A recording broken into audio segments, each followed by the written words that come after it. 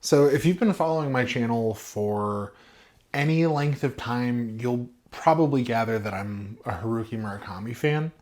And yeah, it's pretty obvious. When I started this channel, which at this point was like 5 years ago, Haruki Murakami was like firmly my favorite author on the planet. I got introduced to him by a friend when I was in college or finishing up college, and I was hooked immediately. Reading Haruki Murakami got me back into reading as a habit, and now I've got like a whole YouTube channel about books, and I've become a very voracious reader over the years, and in large part thanks to him. The very first Haruki Murakami book that I ever read was the Wind-Up Bird Chronicle.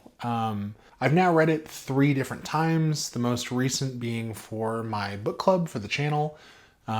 Check out the Discord link in the description if you want to join. And going into reading this for book club, I was kind of concerned that I was going to discover that I don't like it anymore, which was kind of an awful thought to have because this is a guy who means a lot to me. Over the years, my taste in books has expanded to a really wide array of things, and I've sort of moved away from Haruki Murakami's brand of like really surreal, esoteric Japanese fiction. After I read Wind-Up Bird Chronicle, I read the rest of his bibliography in the span of like a year and a half, I think. My goal at the time was to read everything that had come out up until Killing Commendatore and then read Killing Commendatore, and I did it, and it was awesome. Like 2017, 2018 was kind of my year of Murakami, and it was a lot of fun. Since then, though, I've gotten into a bunch of sci-fi books. I've gotten into fantasy again, thanks to my fiance. And I don't know, my taste has just changed. It's gotten bigger, and I sort of felt like maybe I had left Haruki Murakami in the dust a little bit. All that rambling is to say I was wrong. I actually still really like him. Yay! Rereading the Wind-Up Bird Chronicle reminded me why I like Haruki Murakami so much as an author. I think living on the internet as a Haruki Murakami fan is fun because he has this very passionate cult following around his books, and if you're looking for people to connect with about your love of his books, just go online, go on Instagram, go on TikTok, go on YouTube, go on Reddit. But there's also a lot of discourse around Haruki Murakami on the internet that will sort of inevitably lead you to doubting your passion for his work. And some of it is legitimate criticism and discourse, like there's definitely a conversation to be had about how he writes women in his books. And because the distance between the last Haruki Murakami book that I had read and now reading this one was growing larger and larger, I was kind of like, damn, like, is all this information that I've gathered from the internet like changed my opinion about him? And I discovered that it hasn't. I still love his books. I think the Wind-Up Bird Chronicle is probably his masterpiece, I would say. I think it is like the purest distillation of everything that he can do as an author. There's some great relationship stuff in here. There's obviously the really trippy stuff that he throws into his books.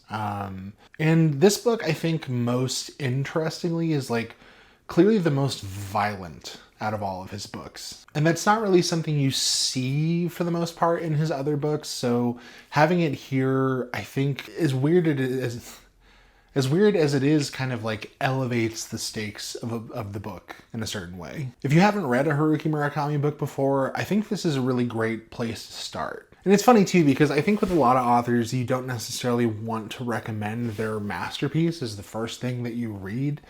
But with Haruki Murakami, I feel like it's sort of like the skeleton key to understand all the other stuff that he's written in his lifetime. The Wind-Up Bird Chronicle is about a guy whose cat goes missing, and then his life starts to fall apart in front of him, basically from that point on. There's a mysterious woman who calls him on the phone and tries to like have phone sex with him every like 200 pages or so. There's the classic like listening to jazz and making spaghetti thing that Haruki Murakami fans are oh so familiar with. There's a really strange set of characters that come and go throughout the book. There's a lot of kind of surreal, magical realism stuff going on. It's one of his longer books, but it's not the longest book. And yeah, I don't know. I just think it's like if you were going to have any sort of concrete representation of what Haruki Murakami's books are like this is what should be submitted. I think there's an argument to be made for like Kafka on the Shore or 1Q84 or Norwegian Wood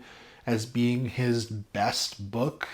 And I wouldn't necessarily even argue with you about that. I think it's subjective, but for my money, like if you want to see what Haruki Murakami is about, read the Wind-Up Bird Chronicle. The first time I read this book, I was 22 years old.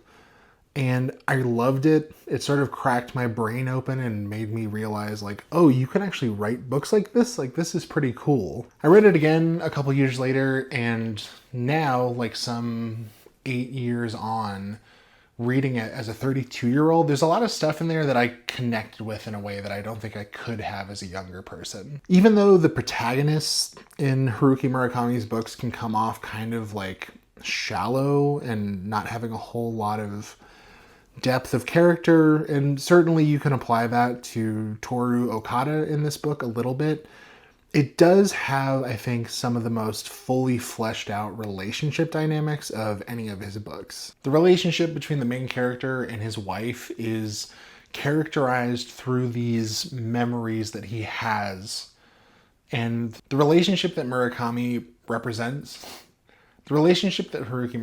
presents in this book is complicated and flawed and sort of morally ambiguous. And I don't know, I think if you read too much online about Murakami, you sort of start to think that like he's not capable of in-depth relationship stuff, but this one is full of it. And I really enjoyed it as someone who has now like been in a very long-term relationship and lived with someone, and there's a lot of relationship dynamic stuff that seems very real now that I don't think I would have been able to pick up on as like a 22-year-old. I have way too many copies of this book. This time around I read this like vintage UK classics edition, which is on this like really awesome hardback. I don't know, I have like 4 or 5 more copies of this. It's ridiculous. Anyway, if you've never read Haruki Murakami before, start with Wind-Up Bird Chronicle and see how you like it. Because if you don't jive with this book, you're probably going to struggle with a lot of his other stuff. So it's like a good litmus test to see if you're even a candidate to join the Haruki Murakami cult. Shout out to my Discord book club for reading this with me the past like month and a half. It's a bit of a chunky book, so it took a while to get through, so thanks for sticking with me. I'm not sure what we're reading next for the book club, and frankly, I'm taking a little bit of a break to get through some review copies of some stuff. But yeah, if you want to join, click the link in the description. It's a fun place to hang out and share book recommendations, movie recommendations, just hang out, I guess, I don't know. And yeah, thanks for watching, and I will see you later. Bye-bye.